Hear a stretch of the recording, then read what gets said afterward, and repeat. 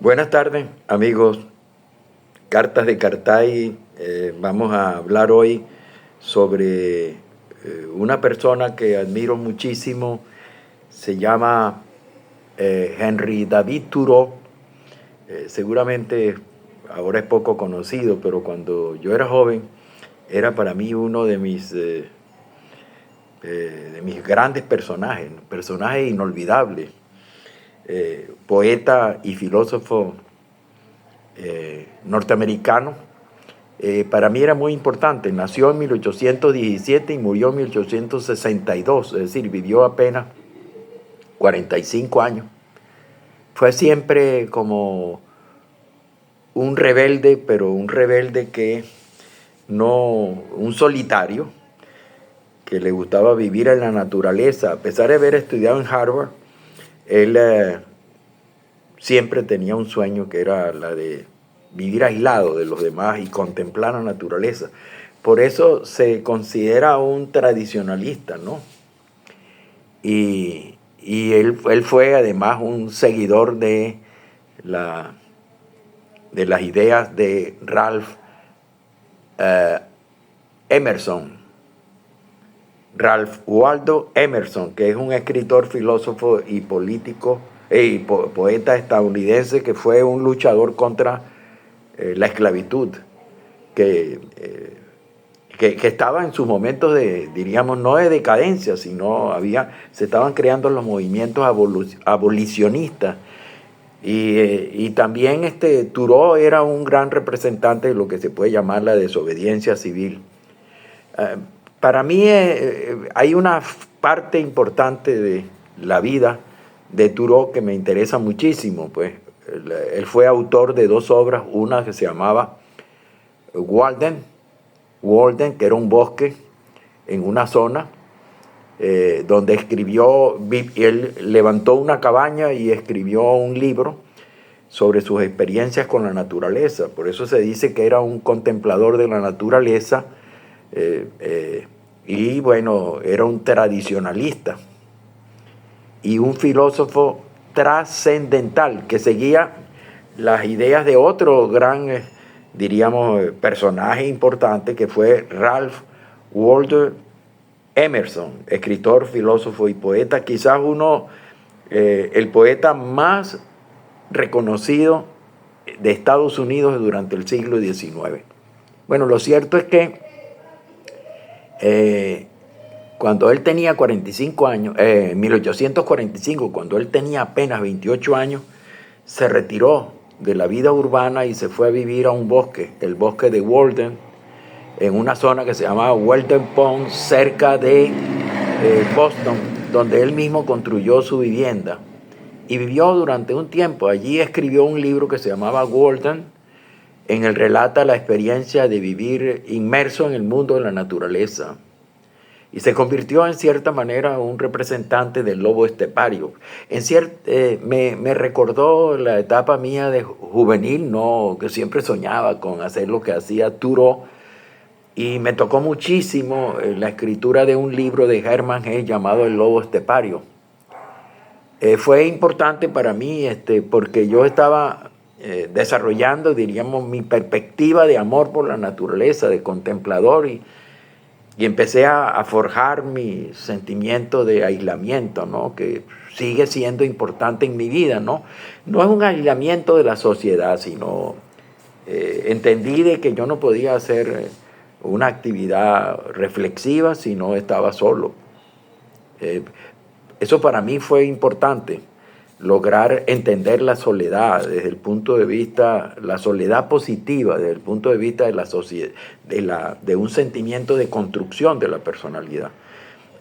Cuando en ese tiempo que yo admiraba, o que yo leía muchísimo a Thoreau y me impresionaba mucho su relación con la naturaleza en la cabaña que había construido en el bosque, yo era una persona sumamente dependiente del otro.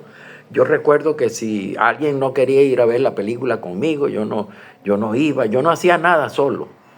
Siempre estaba apoyado en otro y por supuesto eso me limitaba mucho, sobre todo en la formación de mi personalidad, entender mi carácter. Y bueno, y ese fue el momento en que yo me conseguí con la obra de Thoreau, que escribió, Thoreau se escribe Thoreau. Él es nieto de un francés que en 1773, emigró a Estados Unidos y se instalaron en Massachusetts. Bueno, lo cierto es que de allí viene, ese es el bisabuelo de Thoreau. Y bueno, de ahí viene también su espíritu rebelde, una persona que siempre estaba subyugado por la naturaleza. Incluso tenía algunos principios fundamentales, como tratar de vivir de un trabajo honrado, que eran principios, valores morales para Thoreau. Bueno, durante mucho tiempo Thoreau desarrolló pues un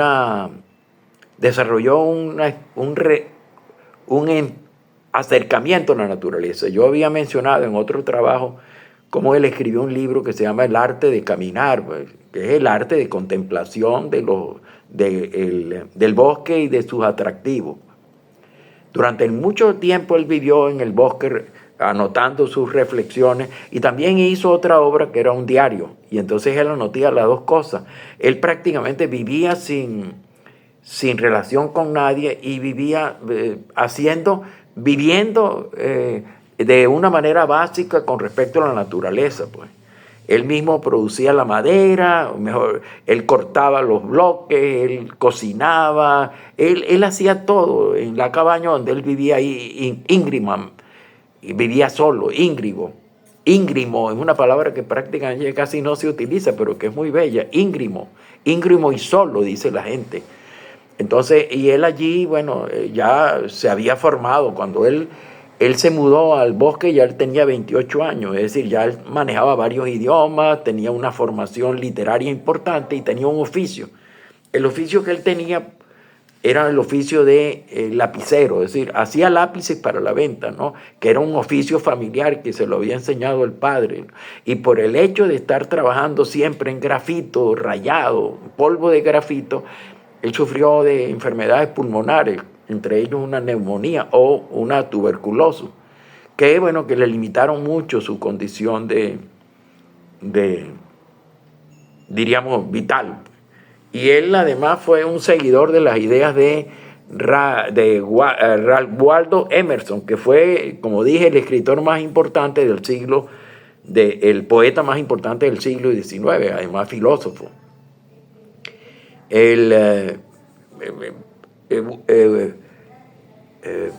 Nathaniel Hawthorne, uno de los grandes novelistas norteamericanos, escribió una vez hablando sobre Thoreau, que tenía un aspecto de joven medio salvaje, ¿no? Pero que además era, y voy a leer lo que dijo, era feo como un pecado, de una gran nariz y una extraña boca, pero tenía modales toscos aunque corteses. Él era una persona, efectivamente, era muy huraño, ¿no? Era muy callado, participó en varios movimientos antiesclavistas, incluso formó parte de un movimiento que se llamaba el ferrocarril subterráneo, que amparaba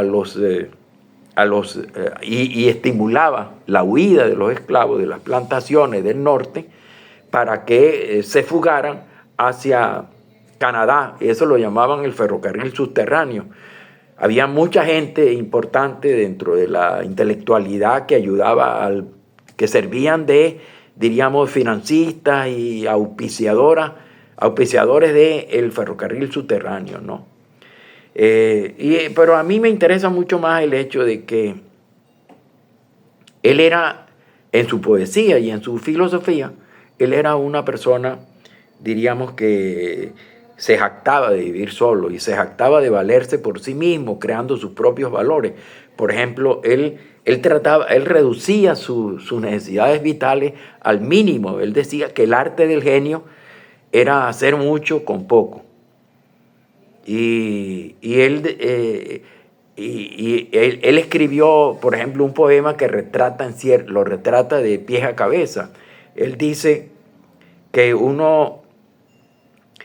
que su vida era como un poema que no podía ser vivido ni pronunciado. Es decir, él se basaba mucho en la experiencia vital, ¿no? Y eso fue precisamente lo que lo llevó al bosque, ¿no? Él se encerró en la cabaña y viviendo solo en el bosque, sin ayuda de prácticamente nadie, con pocos contactos, diríamos, con los vecinos, porque él quería vivir la soledad del bosque, la quería vivir como una experiencia vital que él se intentaba contemplar como un espectador, no como si estuviera inmerso en la experiencia. Él se veía como formando parte, pero fuera de la experiencia. Y en cierta manera ese era diríamos, como el método de vida que él había asumido, ¿no? Donde él veía la vida como un espectador y cuando se terminaba esa experiencia, él seguía su camino, como un espectador en el camino. Eso llama mucho la atención de la obra de Shakespeare, que él era muy, diríamos, admirador de la obra de Shakespeare, de los dramas de Shakespeare, donde Shakespeare, en una de sus obras, creo que él dice, no me acuerdo, el Rey Lear, creo, Rey Lear, él dice que la vida es como un loco que llega a la vida con furia, dice su parlamento y se retira. Continúa la vida, porque la vida continúa después de uno haber dicho su verdad, pero es como la vida de un loco, ¿no? Donde se dicen las cosas, o sea, como si la vida fuera una experiencia, ¿no? De la cual uno dice lo que va a decir su parlamento y luego se retira del escenario. Y eso es lo que él plantea también. La vida vista como una experiencia de la cual uno vive esa experiencia, pero uno no forma parte integralmente de ella. Y cuando termina la experiencia, uno se retira, sigue su camino. Y él decía que lo más importante que uno podía hacer en la vida y lo más sencillo era mantenerse vivo. Y que uno debería proveerse de las cosas esenciales, de las cosas básicas. Eso era lo único que le debería importar a uno. Las cosas esenciales son la búsqueda de alimentación, albergue, un entorno agradable y combustible para poder, diríamos, desarrollar algunas actividades dentro de la casa, ¿no? Y el modo en que nosotros nos proveamos de esas necesidades básicas, sería el primer criterio que nosotros deberíamos tener para valorar la vida. Y voy a leer algo que me parece importante de él. La honradez del trabajo es doble. Él trataba de fundar la vida en principios, en valores. La honradez del trabajo es doble. Hay que ser honrado de aceptar un trabajo como medio de vida y hay que ser honrado para realizar ese trabajo. Para él el propósito del trabajador no es simplemente ganarse la vida, o sea, conseguir un salario, un buen empleo, sino que el propósito fundamental de la vida de un trabajador y en cierta manera de cualquiera es desarrollar muy bien la actividad con la cual él se gana la vida. O sea, un trabajador debería hacer bien el trabajo determinado que había escogido. Y él señala en Walden, en su obra, escrita en el año de 1854, él dice que 1854 tenía 27 años. Él decía que él se había ido a vivir al bosque para poder enfrentar, diríamos, la vida tal cual es. El propósito de su vida al bosque, vivir en el bosque, era para enfrentarse solitario, a los hechos esenciales de la vida y sentir que al morir había vivido. Él decía que lo peor que le puede pasar a uno es que en el hecho de muerte, cuando uno está a punto de morir, que uno confiese que no ha vivido, que hay cosas que dejó de hacer. Y él dice que su mayor preocupación era cumplir una vida, desarrollar un propósito de vida para no tener que arrepentirse de nada en el momento de la muerte, ¿no? Y no haber vendido su tiempo de vida para poder pagar su comida inútilmente, porque la vida era para desarrollar una actividad fundamental, ¿no? Él, él, él sentía que la vida tenía un sentido y él se proponía buscarle el sentido a la vida, sobre todo con su interacción con la naturaleza. Incluso la gente le criticaba, los amigos, la familia, le criticaba que viviera solo. Y él decía que él nunca se había sentido solo, ni agobiado en absoluto por la sensación de soledad. Solamente una vez lo sintió, pero al estar en contacto con la naturaleza, bajo una suave lluvia, tuvo la conciencia clara de la dulzura, de la compañía de la naturaleza, y más nunca volvió a sentirse solo, ¿no? La frase más famosa que él era un hombre hacedor de frases. Hay libros norteamericanos donde dicen las frases más memorables, como es muy usual en la literatura estadounidense. Ahí sacan de los autores las frases memorables. Y quizás una de las frases más importantes que él tenía es que había dos frases que él utilizaba y que pasaron a la posteridad como frases importantes del pensamiento de Thoreau. Una era que la mayoría de los hombres viven en una silenciosa desesperación. Y otra frase es que es necesario encontrarle un sentido doble a la vida, contemplando la vida y también la vida de él mismo, o sea, una doble condición: contemplar y comprender la naturaleza como el entorno y también comprenderse a sí mismo, lo cual lo inscribe dentro de las grandes preocupaciones de la filosofía universal. Incluso él dice algo que es muy utilizado diríamos, por la literatura de hoy en día, y se lo atribuyen a los estoicos, ¿no? Él dijo que la felicidad es como una mariposa que mientras más la persigues, más te evade. Y cuando ya te tranquilizas y dejas de perseguirla, ella puede posarse tranquilamente en tu hombro. O sea que uno no puede luchar por la felicidad todo el tiempo haciendo algo para ser feliz. La felicidad es un sentimiento que viene después que tú has acallado la ambición de la búsqueda de la felicidad. Bueno,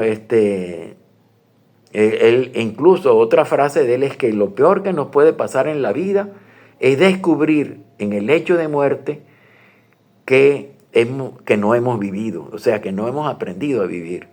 Y él, quizás una de sus mayores preocupaciones era la lectura, donde él andaba con los libros, y él decía que la verdadera educación viene de la lectura. La lectura es un efecto de la verdadera educación liberal del individuo y de la comunidad. Y lo prueba la excelencia de que se ha enseñado y aprendido algo, diríamos, aumentando la experiencia que uno siente en la vida. Entonces, para mí, el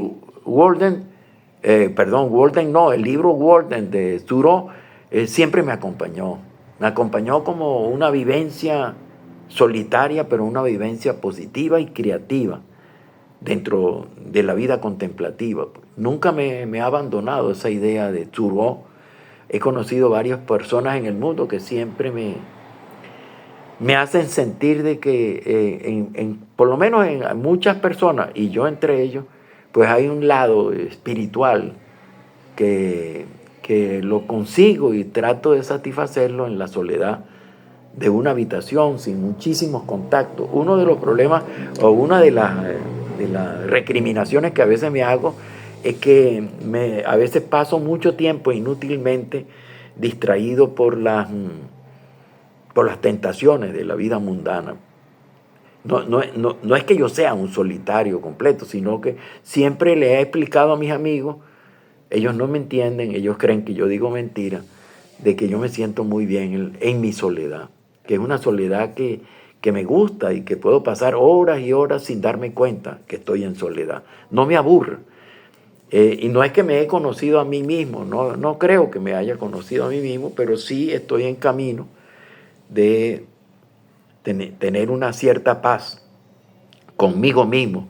No me conozco, pero tengo paz conmigo mismo. Me gusta estar conmigo mismo, lo cual quiere decir que he logrado una especie de acuerdo, de contrato, de satisfacción dulce con respecto a la soledad.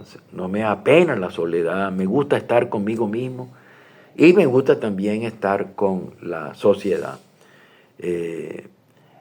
Bueno, lo que quiero decir que soy una persona consciente de la necesidad que tenemos nosotros de ser sociable, que es una de las condiciones básicas del individuo, pero también que ¿cómo se llama?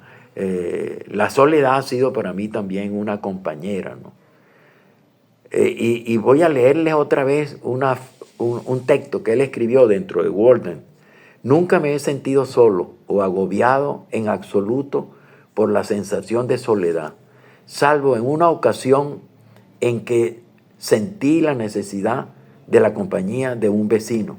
Pero en medio de una suave lluvia fui consciente de pronto de la dulce y beneficiosa compañía de la naturaleza. Bueno, amigos, espero que haya logrado transmitirle una idea central, que es, si ustedes saben contemplar la naturaleza, si ustedes aman la naturaleza, ustedes pueden llegar a comprender también, diríamos, la soledad creadora que acompaña a las personas que aman la naturaleza, ¿no? Y pueden sentir en cierta manera complacencia de estar mucho tiempo con ustedes mismos sin necesidad de que se produzca ninguna angustia. Como él dice, la mayoría de los hombres vive en una silenciosa desesperación. Bueno, para eso ha contribuido muchísimo ahora, no antes, porque antes no existía, el teléfono. Yo que soy profesor, siento que la gente tiene una inmensa soledad que trata de distraer con diríamos, con el uso permanente y continuo de los teléfonos celulares, ¿no? Entonces, no vive, diríamos, en paz con sí mismo. Bueno, un maestro de la soledad creadora, de la soledad contemplativa, positiva, es precisamente